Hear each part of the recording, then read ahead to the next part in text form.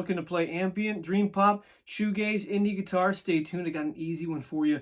Make sure and grab yourself a tab of notation in the description. Here we are with Guitar Woodshed, learning our ambient guitar. We're going to start with the framework of a basic C major chord, the cowboy chord, the 3-finger chord. Couldn't get much easier than that. And what we're going to do is overlay other scale tones with it to embellish the chord and keep referring back to it. It's a really cool way to look at the guitar, thinking outside the box. Here's how I do it. I've got my basic C, okay? Now let's look at the C major scale, note by note, string by string, just as an overlay that we could use for other note possibilities to add to that chord. Let me demonstrate. Got our C, and then here's our single notes. So look down at that and think about what else could I add in there with other available fingers.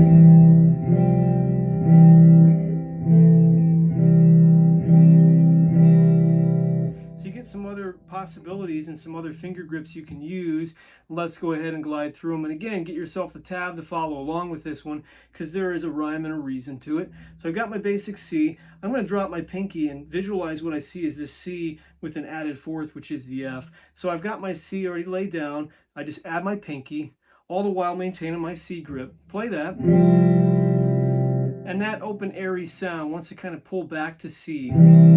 So I'm building a chord progression here. C with the added fourth, back to C. What else could I grab? Well, you could hit the G on the 3rd fret, thinnest string. It's an extension of a C. It's the G, the 5th note of the C.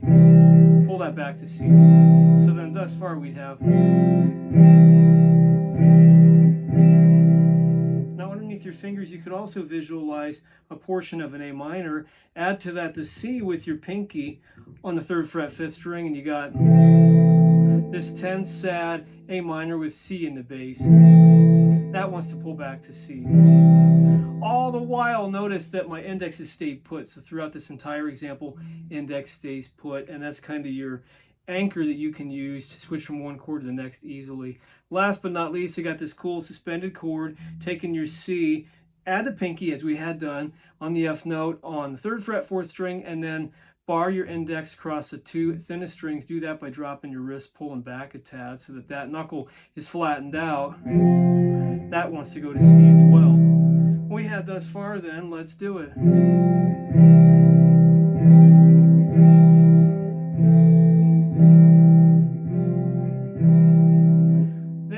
A groove, either unaccompanied, thinking up a rhythm, or doing like I did with the intro, with the drums in the intro.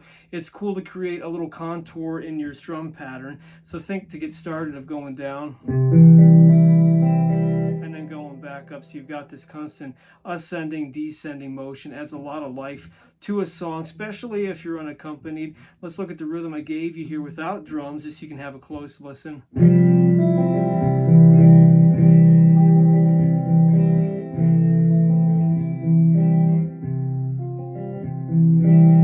If you like what you saw and you want to do a little deeper dive and want to fast track your playing into the depths of ambient, indie, shoegaze, and dream pop, check out the offer in the link in description just for watching the video and just for being a part of Facebook groups. Check it out. Check out the website, guitarwoodshed.com. I'll see you in the next video.